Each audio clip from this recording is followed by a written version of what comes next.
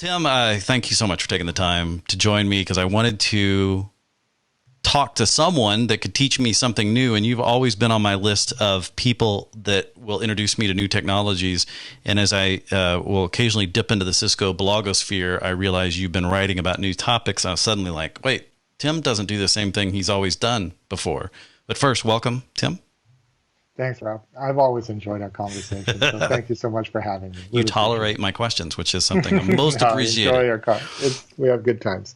Well, let me ask you. It's a good interchange. Yeah. So, so we're all holed up. We're in the middle of a pandemic that we don't know when it's going to end, and we're all trying to figure out how to be as productive as possible. And we're really not going to focus on that, but I do want to acknowledge it because it's a place and time. One reason that we're speaking remotely as opposed to meeting up somewhere. I've never been to where you live. I wonder if you could share. First of all, where are you? Where's home? I'm in Vancouver, Canada, Rob. Okay. So it's a really nice place. It's close to Seattle. We're on the Pacific Northwest. We get a lot of rain during the winter season, but in the summer it's very beautiful. And we got mountains nearby. If you love skiing, you could be up on a hill skiing half an hour from the city center. So this is the kind of flexibility we have in this part of the world. It's really beautiful. I really hope you do make it up this way one time. You're making a good excuse. I know we're not supposed to have visitors now, so I won't even hit you up for a spot on your couch. But what is it like from a community perspective? How are we don't have to go dark on this one, but I'm just curious, does it feel like everybody's, because we're increasingly having more people, come up on the infected list and everybody's a little bit nervous. But in general, Texas, at least I'm in North Texas, and it's not too bad. You? Yeah, it's similar here in British Columbia.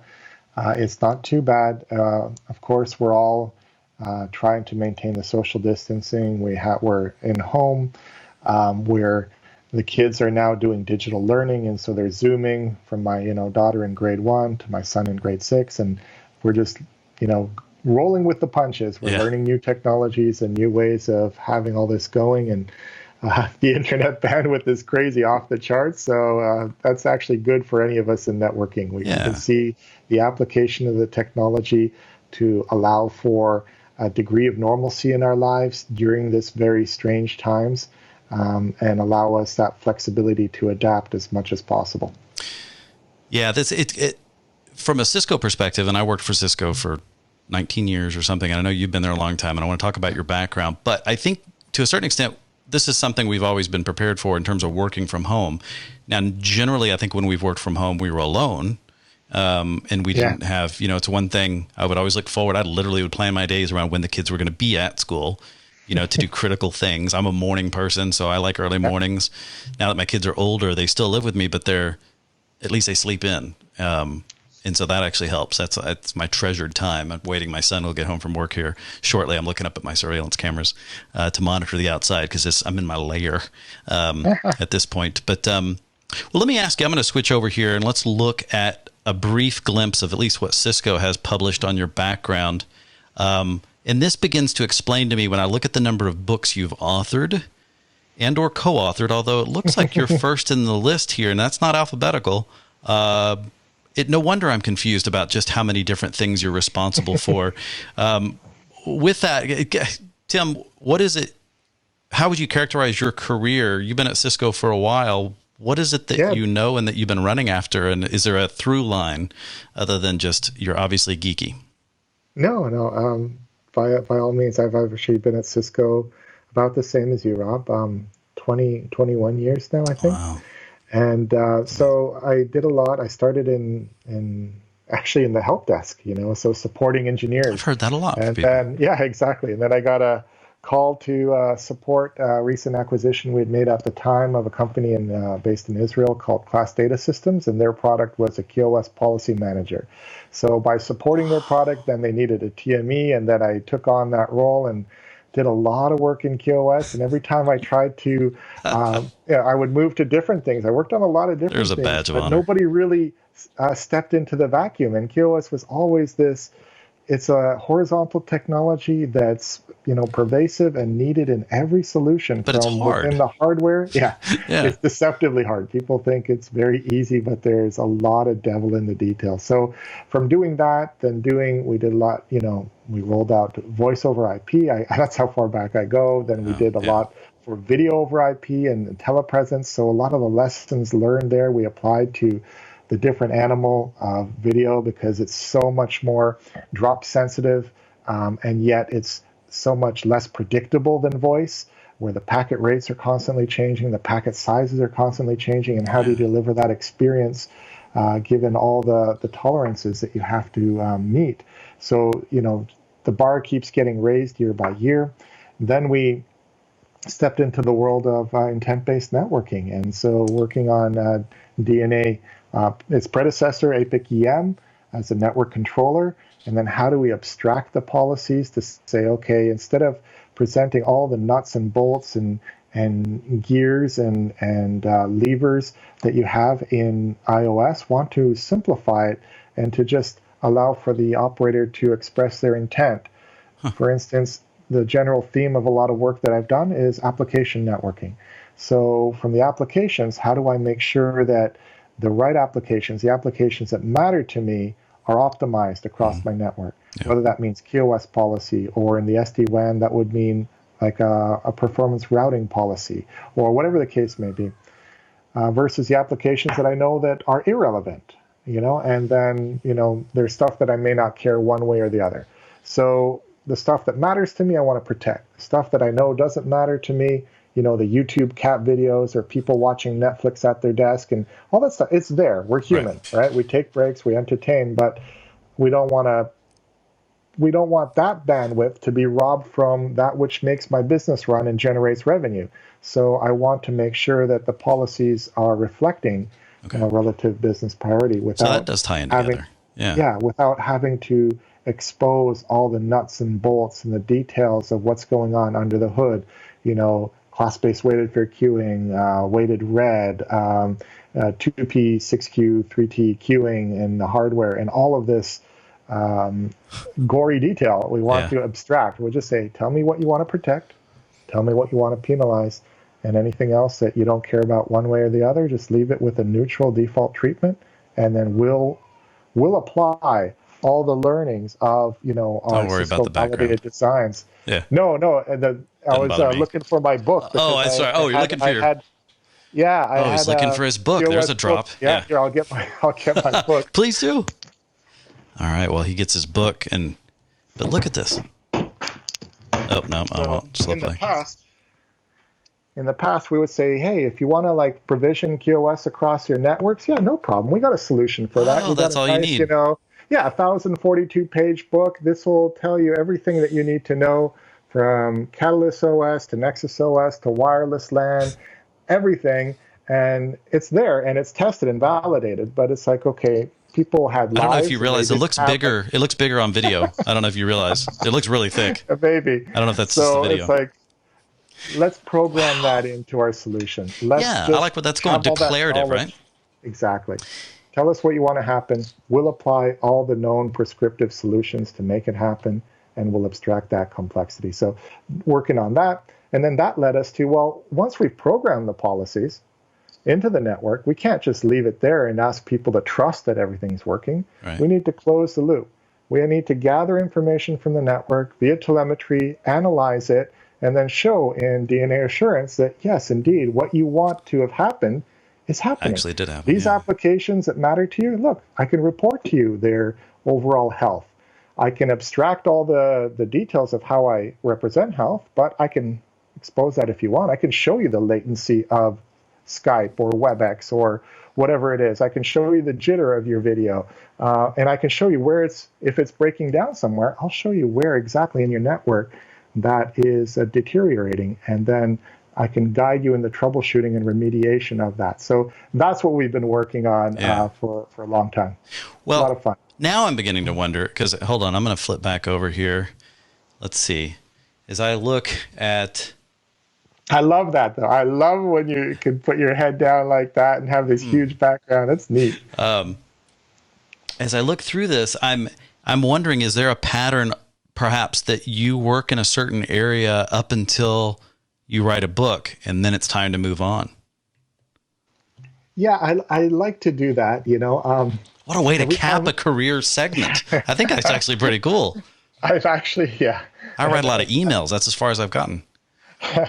And I think I've said 3 or 4 times, this is the last book I'll ever write, because Oh, it's a painful process, it's isn't it? so immersive it is, and it's always extracurricular. So you got your day job, and then afterwards, then to sit down and find the time to, really capture and articulate and you review. There's so many rounds of review, from Yeah. technical review to That's the marketing part that review. gets me, but that's the part that makes a difference in terms of the quality, as well, is just making sure that everything is, just perfect because it's going to be printed forever.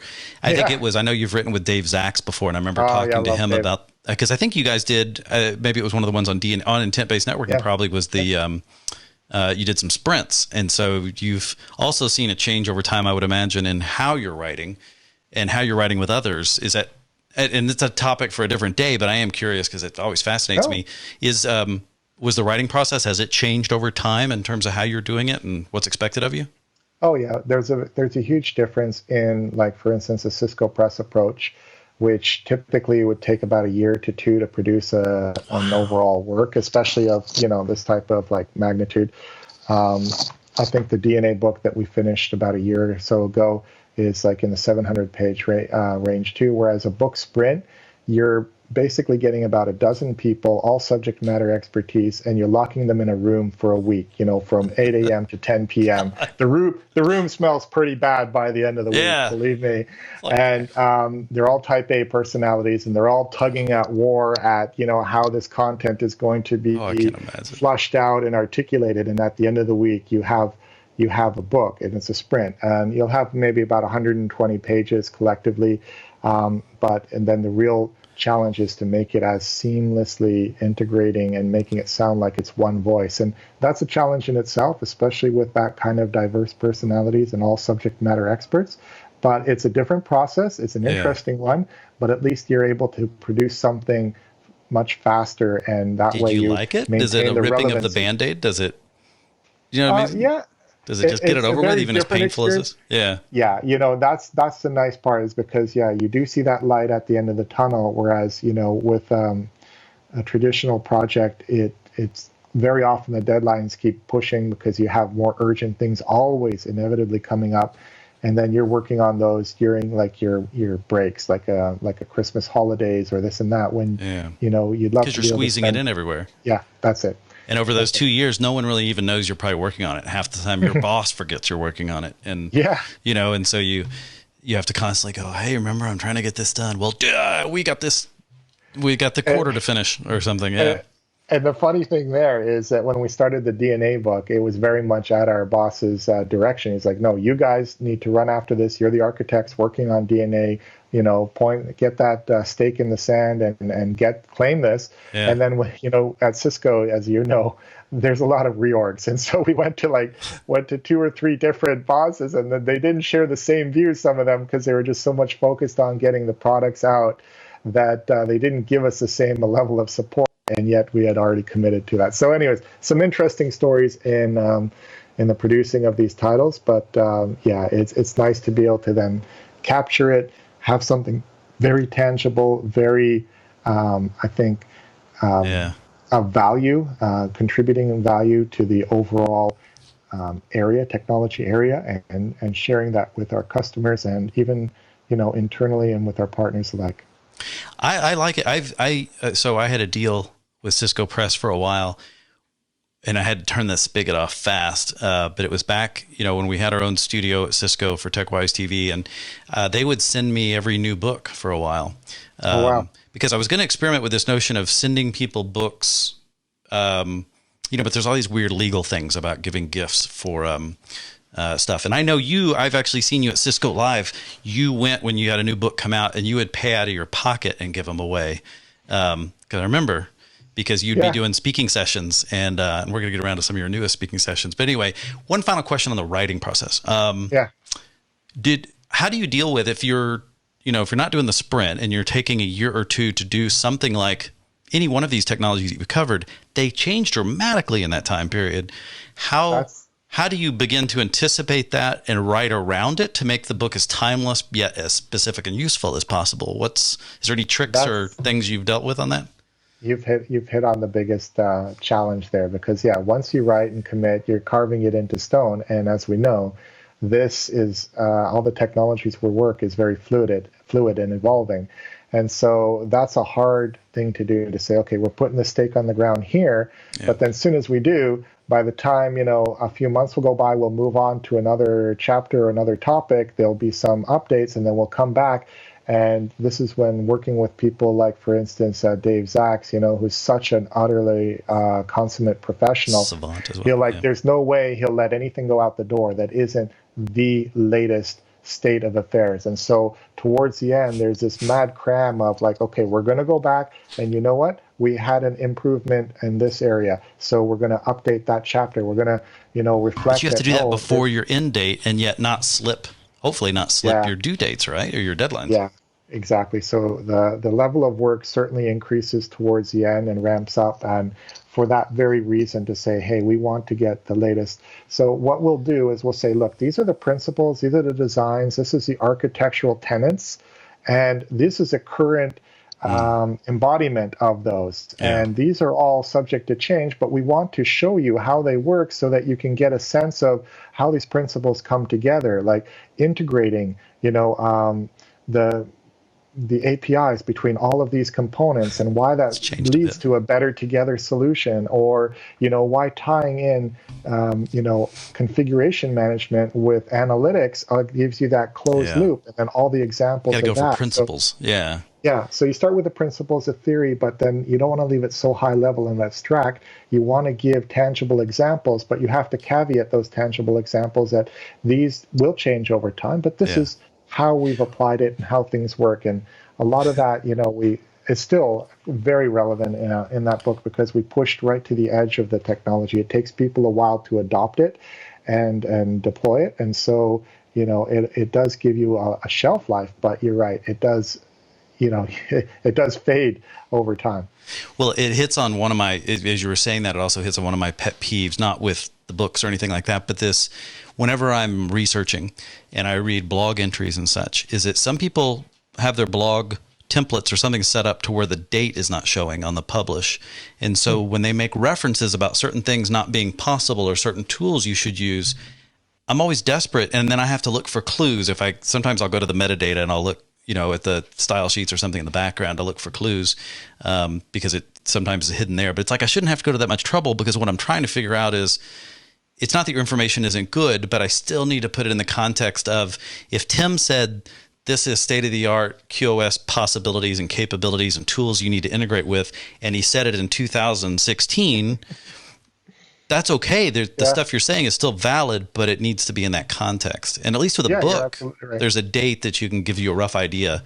I was thinking too, the funny part, with that long to write, Cisco changes the names of stuff faster than you could finish a book. And, and so it's like, man, how do you even deal with just the Cisco changes? One of the most surreal experiences I had along those lines, Rob, after a Cisco Live, we were doing some Meet the Engineer session. You sign up and you're in a smaller room, just a few of you, and it's more intimate setting. And I had finished all my speaking sessions, and I had changed out of my Cisco shirt, and I was just in a comfortable shirt, a casual wear. Yeah. I'm a big Ferrari fan for racing, and they were racing, and so I put on my Ferrari shirt. Anyways, whatever. And the customer is talking, and then he laid out a design, and I go, actually, there's a better way of doing this, and I gave him some guidance. And then he said to me, he says, no, he goes, but Tim Szigeti says this, and this, right? And I'm going, that Tim's crazy. That's so funny. And I'm like, I don't know if he's joking with me or what. And I actually had to reach down and point to my badge. I go, actually, I'm the person you're talking about. And it's just that and it's like a year and a half before at a conference. It's like, that's true. That was the state of affairs at that time. But now we've increased in the technical capabilities, and therefore we're able to do this without those trade-offs, et cetera. So it was just very interesting. Like you say, when you take somebody's recommendation. It's so important to know that point in time because Yeah. the technology continually evolves, and the gating factors at one moment in time may not be present at the next. Okay, so basically, if I were to summarize, there is no easy answer. There's no button to click in terms of keeping it valid. You've got to do a lot of heavy thinking around those things as you're working through the process. Well, let's move on. So you have done a lot, and it's not that you stopped doing any of those things, but your focus has changed. And what I noticed and what triggered some of this conversation was I was reading. You did I think it was a blog series. And then you also did some presentations, Cisco Live Barcelona, around this topic. But it was on, you got it? You okay? Yeah. Okay. Was on the notion. What do you keep looking at? No, just my headphone jack. I lost one of the audios. I'm so sorry. I'll pause for a second because it was crackling. Okay. I'll pick it right back up. The question is, so I'd noticed you were doing you'd done a blog series. I know you spoke at Cisco Live Barcelona on this and did some master series sessions, which is kind of a new thing that was quite interesting that was coming out around that time because I did not get to go to Cisco Live this year. I'm so glad you guys didn't get sick from that too, because that seems like that was awfully close to a lot of crazy stuff happening. But it's IoT, and you're doing IoT, and I had not thought of you in IoT. Not that certain things aren't still very much the same in terms of everything that you've done over your career, but very specifically, I noticed you were starting to write about this, and you were writing about an acquisition that Cisco at the time, I think, had recently closed because it was just last year around cyber vision and this importance of security and how it's being handled in IoT, because it was a big black hole when it came to security knowledge and expectations. But let's get into that if we can. What are you doing in IoT now? And starting with also just to make sure, in case anybody's understanding, what do we mean by IoT and how does that affect what you do? Oh, yeah. Okay. So a lot of good questions there. I'll try and take them one any at of them. a time. Just keep going. Yeah, I don't ask clean questions. Yeah. No, it's good. It's good. So IoT is a huge growth area, as I don't think there's anyone in networking that's not aware of the exponential growth that's going on in IoT. And as such, this has a tremendous implication on our digital transformation. So when we were doing DNA, the whole point of that is to drive and enable digital transformation of businesses. We're not just building networks. Mm-hmm. We're enabling that kind of digital transformation of our customers' business. In fact, that was the overall charter, if you will, the guiding strategy of DNA was to transform our customers' businesses through powerful and simple networks. It was a very simple statement, but highlighting the goal was business transformation. We're not just here to sell routers and switches. It's a means and to an upgrade. end. Yeah, exactly. Speeds and feeds. Okay. We're driving at something much larger.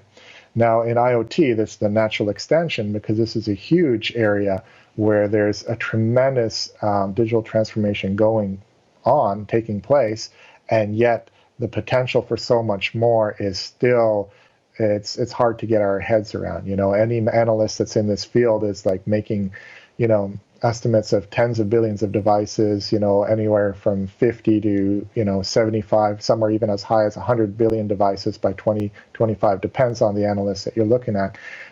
The long story short, they're all big numbers. If we look at even Cisco Systems with 70,000 employees, we already today manage 500,000 devices on our networks. That's just on the Cisco network itself. On the Cisco network. Yeah. So wow. Exactly. So we're just, you can see this is a huge area of potential of growth, and we want to get that thought leadership. We want to apply everything that we've done in the enterprise, that intent-based networking model centric around DNA, and bring that all the way into the IoT edge. So there's the extension, there's the connections of the work that I was doing. And so in IoT, what's IoT stand for? Is it industrial Internet of Things? Internet of Things. Internet of Things, yes. I know that, and for some reason I started to go more complicated. A lot of it is a brain fart. That's one of the biggest growth areas and opportunities in all the different types of industrial networking. Mm-hmm. But the simplest analogy that I use, that I read and I love for IoT, is if we compare all our digital technologies to a human body,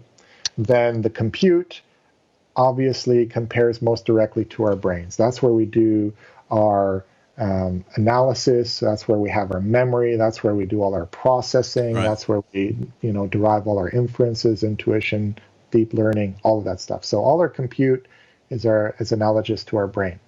And then if we extend the analogy, what is IoT all about? IoT compares very well to our nervous system.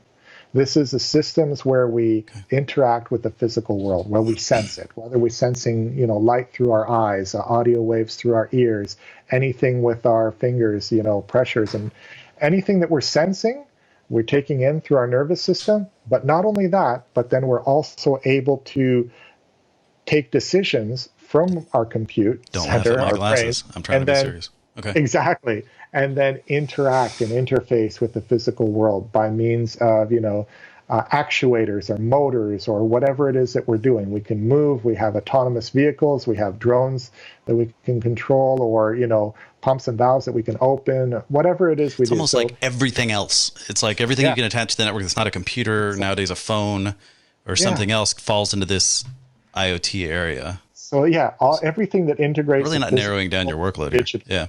No, but that's what's phenomenal about it. It's such a wide open space, and there's so many things to run after that it's hard to bound. And so we're at Cisco, we're focusing a lot on first of all, let's provide the networking components because we're the networking leader. Okay. So we bring our expertise in networking and security to all these remote type of spaces, whether it's industrial where you have you have to ruggedize, you have temperature extremes, you have electromagnetic interference at times, or in a mobile environment where you have shock and vibe, or you have, all of these other requirements that really make you have to re-engineer your networking hardware from the components and ASIC level all the way out to, inside out, reworking. And so we've done that, and then we have, Catalyst switches that are fully ruggedized. They're running same iOS XE as your 9Ks in your closet, but they can live out on a pipeline in the middle of Alberta and still function, in minus 40 degrees. Or, we have routers, IR routers, like, so they run, again, iOS XE. They have all the same features, all the same programmatic interfaces. They can all be managed by DNA Center or SD-WAN, and yet they can live in the middle of a desert in Las Vegas on an intersection and, support all the camera systems, the traffic counting systems, the safety systems, and whatever else that they have all wired up, and it can provide the networking. But that's kind of ruggedized IT, right? So that's pretty much the same IT that we've been doing, but it's ruggedized. What are the unique things that are being done specifically for that environment that makes a difference? And one example, I met a customer as part of a seminar I was doing with Data Center yesterday, and I'd met the customer as part of the preparation leading up. And this doesn't directly pertain, but it just reminded me of just one thing I'm always fascinated about, and I bet you get a great glimpse into this, is how many different specialties there are across the world for things. And his company, based out of Sweden, but there's 4 offices in the U.S. I think they were called Höganäs is the name of the company.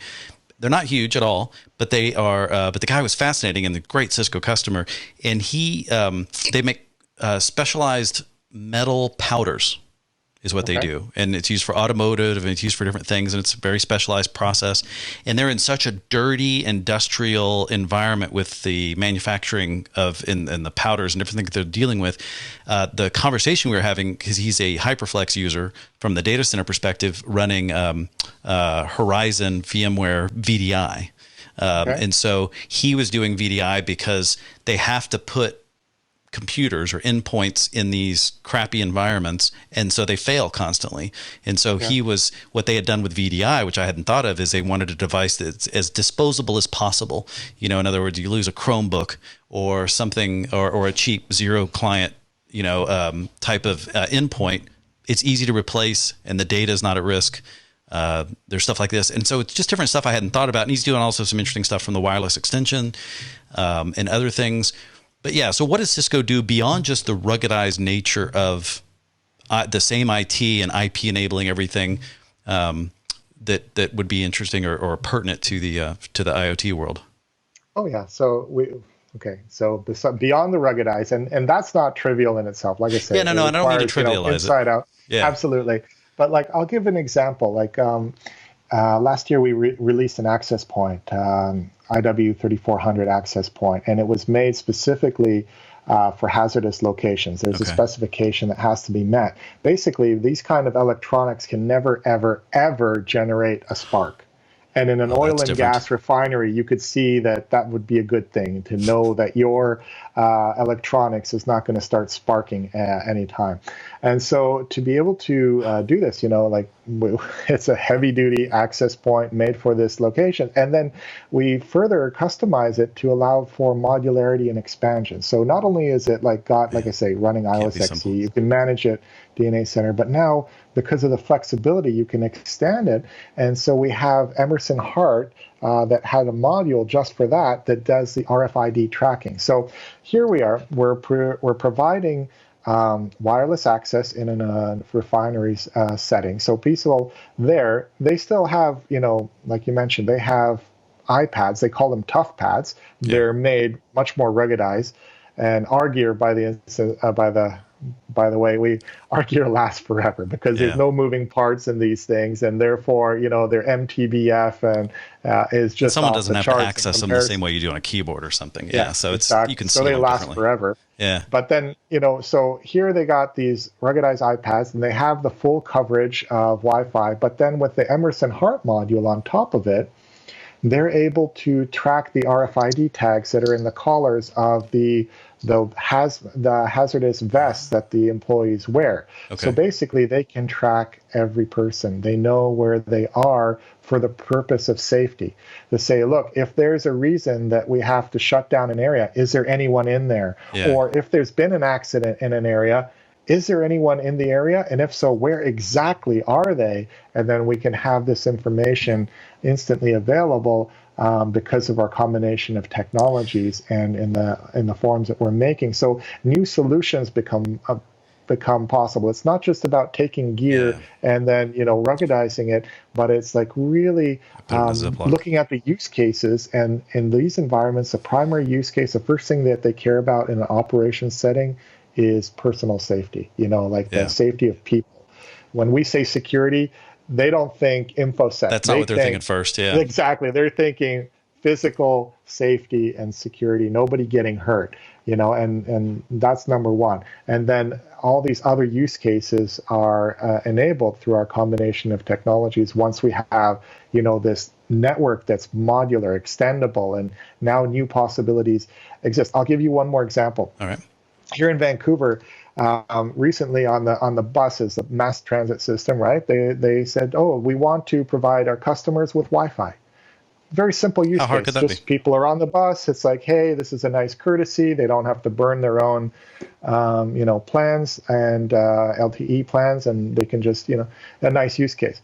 But then we said, okay, when we put our routers on the buses, we say, we can segment networks and we can make these things secure. And instead of having 5 or 6 different antennas in your roof, all for all these different systems, we can combine them into one physical network. Mm-hmm. And so now we're already running 5 networks on every one of the 2,000 buses in the Vancouver area. So we're running a network that's monitoring all the engine and mechanics. We're running a network for the fare system. We're running a network that's doing people counting as they come on and off the buses. Presence. We're running a network for IP video surveillance. They want another separate network for digital signage on the bus. And finally, the original intent, the Wi-Fi. And then not only do we have then these networks on the bus, but now a whole new opportunity arises is that because of the GPS integration, we know where all these buses are at any given point. So from the operations center, they have these huge monitors and they see all their buses. But not only that, but the users can use an app, and just like Uber, they'll say, oh, when is my next bus coming?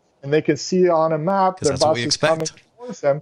And now they have a whole better user experience. So all of this, why? Because we've enabled, we've put the extensible networking technologies on these, traditionally non-network places, and now all these possibilities open up. So it's not just basic networking, but you're enabling all these use cases as a result of your technology flexibility. I don't know that there's a unique Cisco play here necessarily, but I was reading a very interesting article. Obviously there's a lot of stuff in the press about what's the end going to look like? Not the end.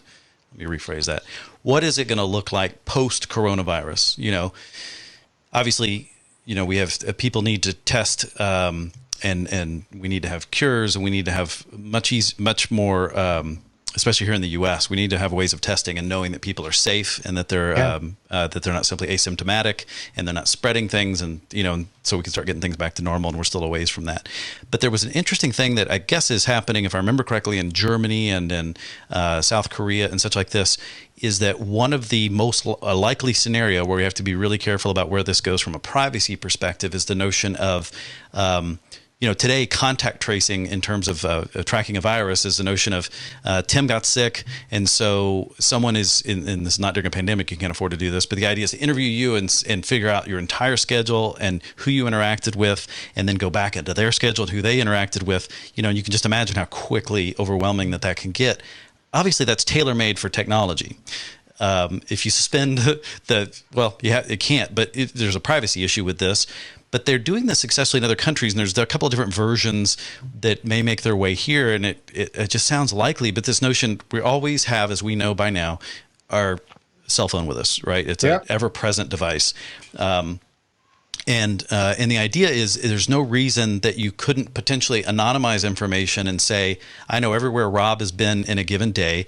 I collect that with other anonymized information and then be able to state at any given point, hey, you were in touch with an infected person at a Starbucks or in the area, you were within 6 feet. And it was interesting because it even went as far as to say, there is a reason why you might use Bluetooth as being a short range technology where, the phones are automatically anonymously telling each other. But the trick is you don't want the government or you don't want an enterprising corporation necessarily to dominate that kind of information, because we all have seen, good and bad of stuff happening from that perspective. But it's interesting because then you potentially get a pop-up that says, hey, you need to quarantine for the next 2 weeks because you were in touch with someone. So now we're out and about, but we're getting tracked. And so that becomes our new price of freedom with the tracking. I don't know, that's not what you were talking about whatsoever. No. I'm not, but it's interesting because I think it's a good problem to solve if it gets us back to what we need to get to. But how do we do it in a proper, in a way that's not overly benefiting someone to a negative degree? That's a good point. And, with these type of technologies, they're, especially with privacy issues, if you're upfront with people and they presented a choice, sometimes they might choose to say, okay, I understand that there's a benefit to me health-wise, and I'm willing to sacrifice this. And if they make an informed choice, they may then, choose the benefit. And I'll give an example. There was a company in Australia that did something very interesting. They said, you know what, we're able to track people in the workplace, okay, because we can see them roaming around. And like you say, the cell phone is always with us. And so this can tell us where people go. Okay, well, they wanted to do some social engineering. They said, we want to understand the teams that work well together and the ones that don't work well together. And on a strictly voluntary basis, they presented it. They go, we're interested in this. You opt in. Yeah. And a lot of people said, you know what? Okay, that makes sense because, if we can make some our good data back. we can improve, and they chose to opt in, a lot of them, and then they could see, okay, where, which teams, did work well together, or, where did people spend, time, and, where were the managers where they, spent time with their employees, and it was like from the purpose of improving something. And yes, there is this trade-off, but if the people elect to buy into it for a greater good, then, then what's, then that's that their genie's choice. out of the bottle, right? Choice. Yeah. And then there's benefit to it. Yeah. So it might very well be the same way in that case. People might say, there's going to be an answer there. Sacrifice a little privacy here for the sake of my health, my family's health, and no, none of my loved ones getting killed by a virus. And I find it all fascinating too, because we've seen the things. I'm sure you've read about the thermometers that were internet connected for years, and so you suddenly had better data than the CDC had, which was based. The Centers for Disease Control in the U.S. Relies on people reporting that they've had a fever, and that was connected to a sickness. And obviously, that's got a huge delay associated with it and an inaccuracy level.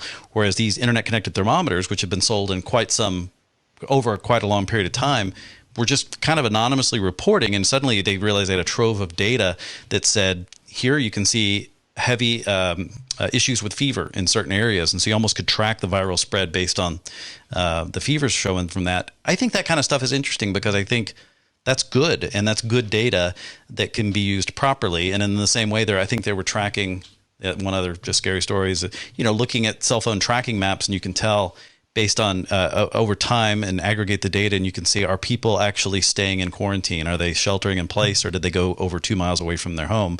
And you begin to filter data based on how long how long has Rob's dot remained in these, in my huge mansion here. All right. Let me move us on, because this is what I really wanted to talk to you about. And as always, I enjoy everything in our conversation, but I did want to talk to you about cyber vision. So cyber vision sounded to me a lot like a stealth watch type of thing, in terms of looking at flow data and giving you information about protocols and activities, and drawing information out from areas that none of us usually have enough eyeballs on. And IoT, I'm just going to go ahead and set this up. IoT, in my understanding, so when I think about industrial, and I think the term you were teaching me, OT, that's where I got confused, because OT stands for operational technology. Operational technology. That's where I got, which is not the same as the IoT, which is things, but it plays together, right? And so what we've seen in the industrial side that I thought was really interesting is systems that have been around a long time that people begin to realize, and manufacturers begin rolling out the ability to IP enable these things, but they're simply IP enabling them without any thought given to the fact that now that is an endpoint, an IoT. It's a thing on the end of the network, which means that it needs to be treated completely differently. Am I setting that up correctly to understand of what Cisco's been hyper-focused on lately? Yeah, exactly. So operational technology, this is all these types of technologies that we're talking about that gather information from physical world and then do some sort of processing, controllers that say, okay, now open this or turn that on, turn that off based on this input and that output. And they'll run assembly lines, or they'll run refineries like we talked about, or mines, or whatever the case. There's a lot, huge and varied industrial verticals. Well, all of these type of technologies play, operational technologies. Mm-hmm.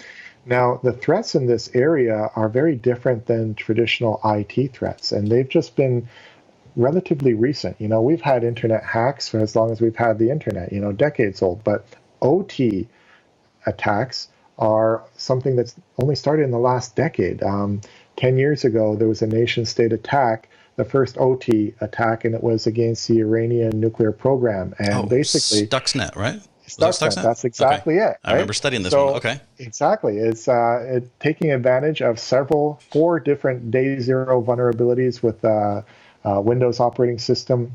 And basically, it destroyed the fallacy that if you air gap your network, you're immune to attacks.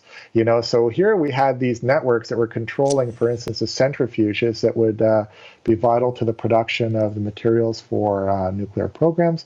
And they were completely air gapped.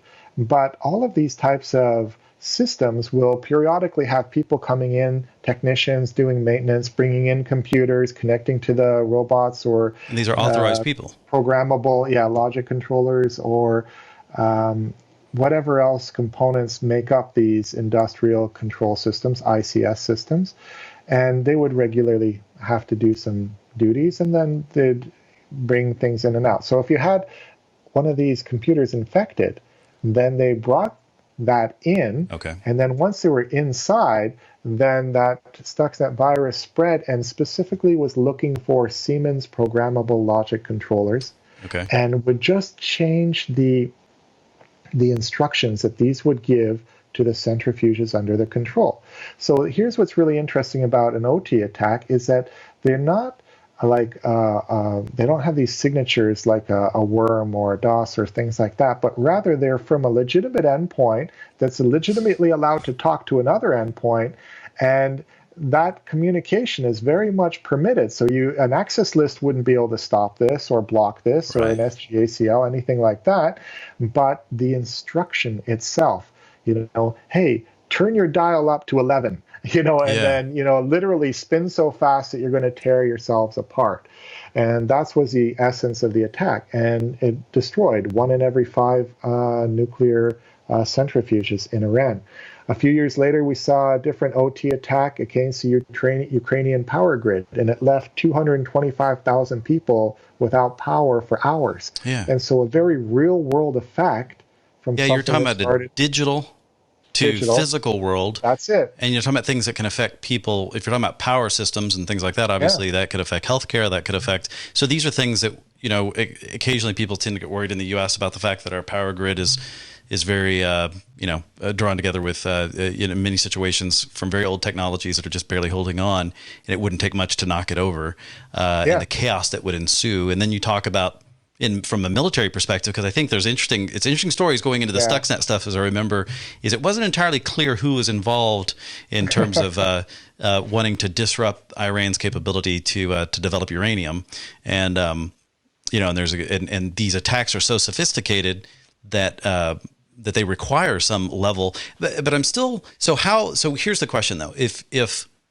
So obviously we see that's a big problem. And you mentioned early on that you talk about an air gap, because I always think about, well, a machine disconnected from the network is your most secure machine. But we see that obviously there's going to be some interaction with these things from people who are authorized to be there. And the only way to really understand if what they're getting is a potentially bad instruction, because everything is authorized on technically, to a certain extent. So now you're talking about an understanding of the protocol. But if it's disconnected from the network too, I always wonder, how do you even monitor for something like that? Do you not need to connect the network from a pure monitoring perspective or something, and out of band or something? How does that? Yeah. So that is our solution. So if I may, I'll just continue. Like, what we saw was not only these nation state attacks, but then there was a definite pivot into attacking private industry. So you would actually see companies under these type of attacks. Sure. And then if their operations, that's where they make their revenues, their bread and butter. If they're impacted, they lose a lot of money. Like Merck lost $1.3 billion when their operations were disrupted by I can't remember which one. It was one of these deviants. But then even last year, we had the world's largest supplier of aluminum, Norsk Hydro. Their operations were handicapped, and their latest losses was over 80 million, their estimates of their losses. So when you hit them at their operations, it hurts. It's far more impactful than, we had some breach of customer data and we just got some egg on our face, but we're still making money day by day. But here, that money-making machine is taken offline, and it really hits them. So to the point of, there has been this general thinking that, hey, if we're air-gapped or if we're firewalled, we're safe.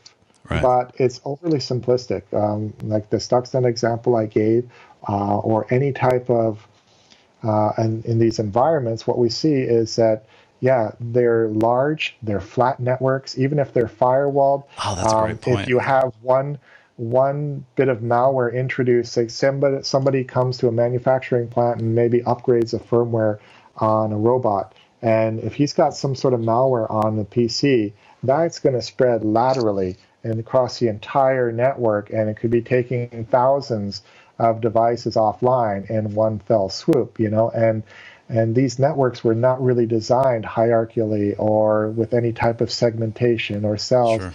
They should be. There are models in place. There are industrial best practices. There's things like, a Purdue model that advocates for hierarchy and specifications for zones and conduits, but it's not widely implemented. Why? Because it's just simply just to throw something, connect something, and the thinking is just, leave security to the vendor. The vendor has taken care of security, therefore they're assuring me that this device is safe. I just connect it to the network. I connect it the same way I connect it to power. I draw a cable for power, I draw a cable for the network, I'm done. And from the OT's perspective, that's not where their focus is. Their focus is on driving production and getting up and running. They don't want the complications of thinking out, hey, now what are all the things I need to do from a cybersecurity perspective? Well, let me ask you a question on that just real quick, and then not to pull you off, because I appreciate you staying on your track no matter what I try to do with these questions. But then I think we often forget, too, that security is often thought of as a point in time, like there was a breach in November or something.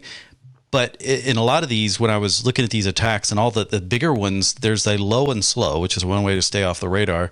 But these things take years sometimes, especially on the industrial side, to where when you think about it from preventing it, it becomes kind of proving a negative. And so security investments to me have always been a challenge.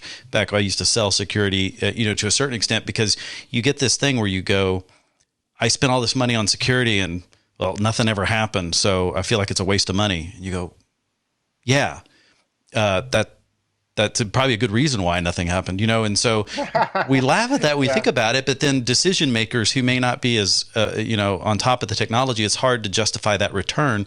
And I think with these industrial attacks, there were all examples of people gathering information over time to improve the success rate of their ability to embed and then land and kind of land and expand in terms of being able to get on the network and then move around. So how do we begin addressing some of these things? Are we at that stage of the conversation? Oh, yeah, absolutely. Okay. Like there is a wide awareness of these threats, and they're happening monthly. Like for instance, a couple months ago, there was a U.S. seaport that was shut down again from a threat that began in the IT section and then moved laterally into the OT space, took over the cameras, shut those down, took over the port controllers, do you know what I mean? So these happen almost monthly, and there's new variations of them all the time. So there's a very high level of awareness of the impact, and they don't want to. Nobody wants to be the next like North Hydro or Merck example. And then when you have billions or hundreds of millions in a single attack, then you recognize, do I really want to just buy the off-the-shelf switch and just save 100 or two or whatever it may be? Because you're like going for a hub versus a managed switch. Yeah. Against something that has actually got security pervasively built in from the hardware, anti-counterfeiting chipset to prevent software tampering, to every protocol, MACsec running at layer 2, IPsec to secure containers, to then sensors that are looking at this traffic. And coming back to one of your questions earlier, and it's not so much that cybervision is like StealthWatch. Cybervision can complement StealthWatch. If we're going to liken it to something in the enterprise networking space, I would liken it to AVC, Application Visibility and Control, because it does deep packet inspection, but of industrial protocols. So, for example, StealthWatch can say, I can see that there's these two people talking. Point A is talking to point B, and I can give you the 5-tuple information of that, meaning the source IP, the source port, the destination IP, the destination port, and then the layer 4 protocol, TCP or UDP. And so I can see that conversation. But with cybervision, we say, hey, we can see not only these two endpoints talking to each other, we know what language they're talking. Maybe they're talking Russian, and this is what they're saying. They're saying, turn up that centrifuge to this speed. Right. Do you know what I mean? So that's you have to understand that language. Detail. Yeah. Exactly. So we not only see the conversation, who's talking to who, we understand what they're saying because we understand that specific protocol, Profinet, Modbus, Siemens SSL7. There's so many in the industrial space. And then not only that, but we can pick out variables. Hey, this is a stop. It's telling this process to stop or start or to load a new program or to change a variable in the program. And all of these things we can note and capture. And because we're running this technology in our networking gear, we scale with the network. So every network piece, our switches, our routers, etc., run this cybervision sensor. You just said something big there. Okay. Yeah. And so you said it's in the gear? All this. Yeah. So this is one of the huge advantages of this technology, and why we made this specific acquisition of Centrio is that in a lot of these competitors, they'll offer a piece of hardware that you have to drop in. Well, then that doesn't scale very well, because now I have to put a physical piece of hardware at every point in the network, or some will say, I just span to a central location. Well, when you start spanning traffic, a lot of these networks are low bandwidth already. Like fast Ethernet is still very common in in these environments. And now you're doubling the network traffic, and then you could even introduce head-of-line blocking as this traffic choke point. Yeah. Exactly. And a lot of these things are time sensitive. Like we think that we have time-sensitive applications in the enterprise when we're dealing with, voice that needs 150 milliseconds end-to-end. Well, there, we need to deliver things within 10 milliseconds or within 1 millisecond because of the precise timing of some of these operations. So we can't afford this type of head-of-line blocking and extra bandwidth, whereas if we have a software sensor that lives in a container on our switch or on our router or on our access point, now we got a scalable security solution. We're not missing anything. Right. We don't need to span anything. We're not interfering with the traffic. It's completely passive, but we're understanding what's going on at that very deep layers, that deep packet inspection of the industrial protocols. We can even tell when a variable has changed. So we not only see the new conversations, but we have this depth. And then we can share that with, say, StealthWatch. So StealthWatch sees these 2 points communicating. Right. Well, we can tell, hey, you know what this is? This is a PLC, and this is what it's saying. And we can share that information with StealthWatch to give it added context. And so you can set them the policy accordingly. Because an interesting thing in recent times is that there's more and more IoT devices that are now communicating with their vendors that are sending diagnostics information up. And that was never the case before. And now, they just see these flows going out into the internet and they don't know what they are. Wonder why that printer cartridge showed up at my door. Exactly. Yeah. And they're saying, well, is this legitimate or is this maybe command and control or what is going on? But if you have that additional context, what that device is, what is it actually communicating and asking for, et cetera, and you can have all that metadata. Now you can make a very specific policy that's going to, tailor to that need of that environment. So you mentioned something interesting there. The joke part of it, the funny thing I was thinking, what a great business to be in if are you suffering from, all these extra devices on your network that are creating havoc? I've got another device you can add to your network to help corral that, and you're like, is that really what you want to be doing? But what you're talking about is integrated into the network itself, because ultimately it is all IP. So what cybervision is bringing is a level of intelligence to accurately ID not only what something is, but then once you know what it is, you can say, what are the proper ways in which it should be acting? Because we can't really wrap a security policy around something unless we know what it is and what it's supposed to be doing. So ergo, what it shouldn't be doing. There you go. But what about, so in those things like your centrifuge example, and I don't know if there's an easy answer to this, but it's like in the fictitious example of turning it up to 11 when it shouldn't go past 9, how do you know in that example, because that control potentially from Siemens or a Siemens PLC could be used in a lot of different manufacturing situations. So how do you know that particular output of that control in that situation is going to be bad versus how it would be in a different manufacturing situation, same control? Sure. So what we do is it completely makes sense. And that's a very great question, Rob, because basically cybervision doesn't have the awareness of, this command is good, that command is bad, but it can detect, hey, you've set a baseline. These two devices are able to talk. And this is what they've been saying, and these are the commands that have been sent, and these are the variables that have been in place. And now there's a deviation from this baseline. It's been said so many times that you can run at 9, 6, 7, 8, 9, and you never see it go past 9. And then suddenly there's a command that's being saying, hey, go up to 11 or 12 or whatever it is. Set off an alert. Then so we detect that anomaly, and we can detect it at the flow level, say, hey, there's a new conversation. We can detect it even at the variable level, saying, okay, there's an existing conversation, but now the command that is being sent is different than normal, and we'll bring the operator's attention to that. Potentially, we could even have this all automated. That would say, you know what, if we see an anomaly like this, we could immediately quarantine and lock this all down.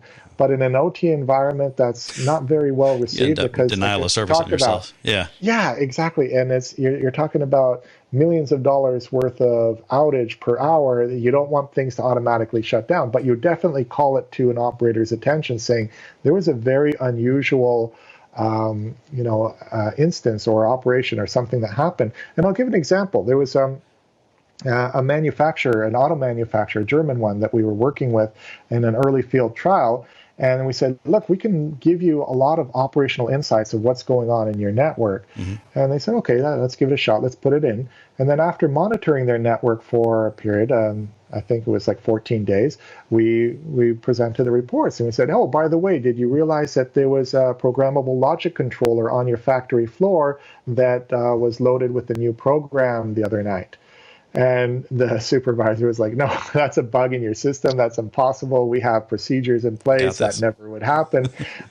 Absolutely. No, there's something wrong with your software. Yeah. We're like, but out of curiosity, where do you think that came from? And so we gave him the IP, and then we searched on the IP, and it was from a local ISP. And they go, okay, now we know that this is obviously a bug because we have policies in place. We have a firewall in place. Nothing from outside. And a local service provider could access something in our factory floor. Yeah. But when we kept digging into it, what had happened was that there was a line operator that wanted to make some improvements to his line and had some ideas. And so after work, from home, he decided, I'm going to load a new program. He phones his buddy in IT and says, this is what I want to do. Oh, no. Punch a little hole in the firewall for me so I can access my PLC. We'll stop what it's doing. I'm going to load a new program. I'm going to start the new program. And then they close the hole. Completely, it wasn't malicious. Okay. It wasn't malicious at all. It was well-intentioned. This guy wanted to make an improvement. Probably against policy. Exactly. At least verbal it policy. Against policy, but maybe he wasn't aware of the policy, or maybe but at least he's not a bad guy. Yeah. But the point was that the operational supervisor had no idea. He was completely oblivious. There was no way that he even knew that these things were happening. This was a type of insight that Cybervision offered. And at that point, there was a real turning point in the conversation. And then it's like, okay, if that happened, what else has been happening that I'm not aware of? And so I love those kind of this demos. is the kind of insight that technology like Cybervision, and we can share this. All the information doesn't just stay in Cybervision. We share it. We can send all this information to ICE so that, ICE sees all these. ICE is Cisco's Identity Services Engine. Okay. That's right. I'm sorry. Identity Services Engine. Because you see all these MAC addresses and IP addresses, you have no idea what they are. And if you don't know what they are, you don't know who they're allowed to talk to and who they're not allowed to talk to, and how do you construct policy? Well, if we can share the information, hey, this is a Rockwell PLC, and this is its IP address, MAC address, this is its firmware level, and this is the cell that it's in, and this is what it controls, you can send all that information up to ICE and then construct a really efficient security group tag policy, and then, do the proper micro segmentation, have all this policy flexibility available to you by sharing information. We share it with StealthWatch, we can share it with firewalls, and we say, hey, these conversations so it can be are non-Cisco? Now. Yeah, exactly. Okay. And then even, third-party SEIMs, we can share all of that. Splunk or something. Okay. Yeah. Yeah. So that's interesting. So you've got to ID the information. You've got to know what you're dealing with, so you can then begin to wrap some rules around it. I like the baselining and the normalization, so you can begin to do some anomaly detection on that, because that is assuming you're not simply baselining bad behavior already, which I know can sometimes be something to watch out for. But it sounds like, are there enough detailed controls for, let's say, someone that really understands the Siemens PLC? Is there enough detail for them to go in and get kind of granular with how they want to monitor for certain things that they know in their environment should be addressed? Yeah, you're absolutely right. So there's two real personas in these environments. There's the operational technology person, the guy that's running the operations. Let's say it's in industrial. Let's say it's in manufacturing, but it could very well be any other vertical as well. But let's just use the example of industrial. So he's like monitoring the operations of his assembly line, for example, and everything there that goes into that. He's got a whole set of priorities and a whole thing, what matters to him. And what matters to him is that everything's up, everything's running, everything's producing, everything's safe.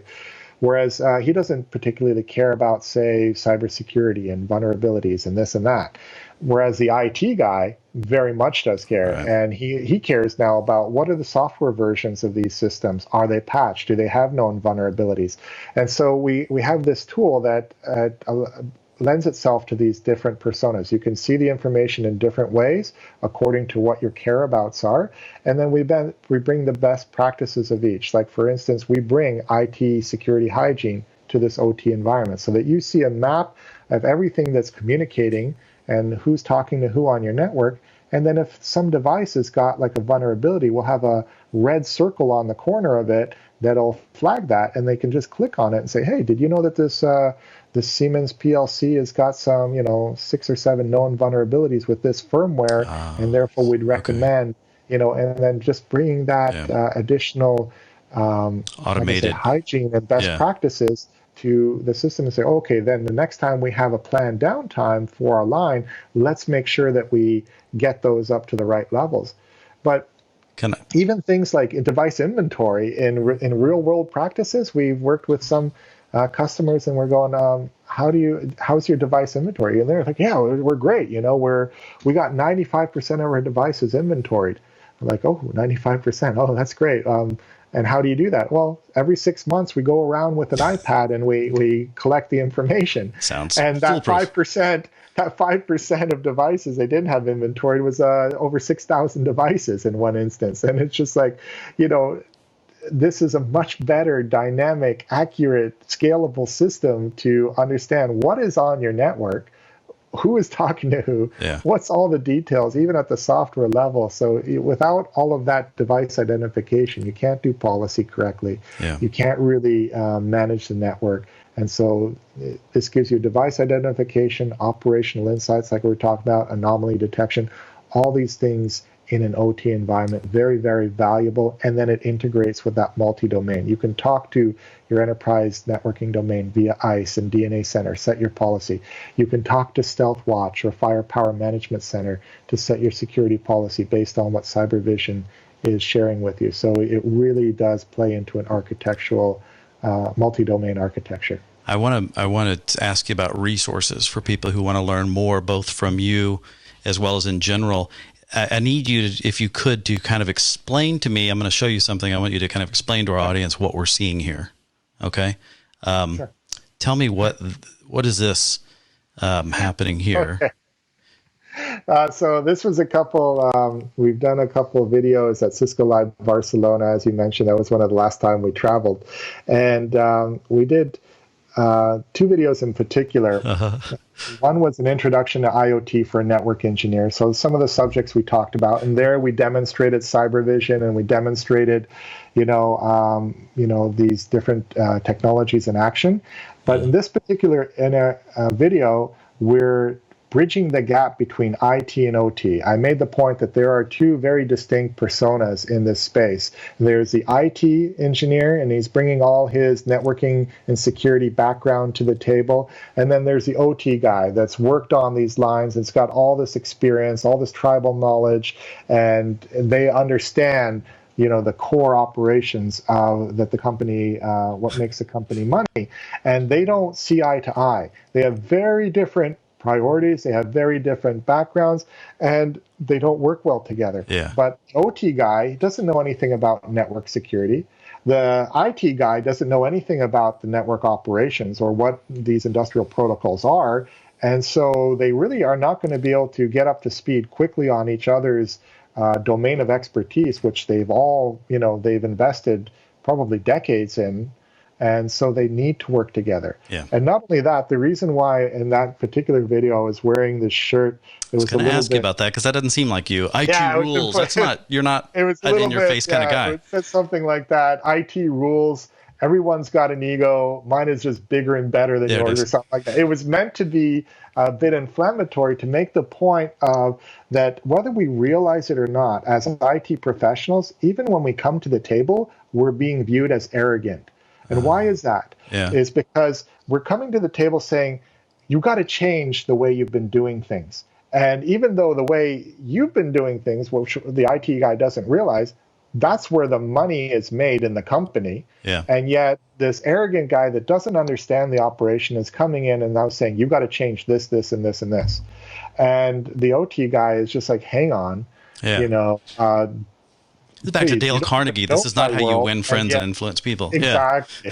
Exactly. Yeah, and you don't even know my world, much less can give me any real guidance on to how to improve it. Yeah. Therefore, who are you to even make these types of statements? But eventually, through that skit, we make the point of, okay, look, we're going to have to adjust our approach. We have to work together because there's no way one can just fill the skill set of the other, but then recognize what are the respective strengths and how can we actually bridge this non-technical barrier to deployments. And this is very much a cultural barrier that at least you need to be aware of before you can actually address it and come through, which is why we did that little bit of exaggerated role play to exaggerate that cultural difference.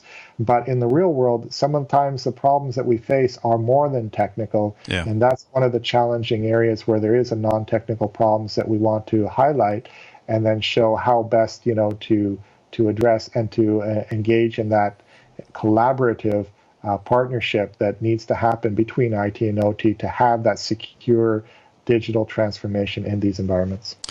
Well, I think we'll end it with that one. I appreciate everything you're covering here because I was just looking, let's see, for more information. Obviously, you guys have a lot of stuff on your webpage and just going through here, a lot of resources. I don't know if they linked over to your master's stuff here because I had that ready because you also do kind of an introduction as well, explaining a lot of things in more detail. You always do a good job with teaching. I think that's one of the things that separates the good engineers from the best engineers is those who teach. And I think you're definitely one of them. In fact, because that's the whole reason I named my company ExplaiNerds, because I like to surround myself with I've gone with geek on the TechWise TV side, but geek didn't work with the explain term as well. And I like the idea of people that are good at explaining nerdy topics. And especially for us, it's around networking and all the different things that connects and then has to be addressed. But anyway, I appreciate your friendship and I appreciate you.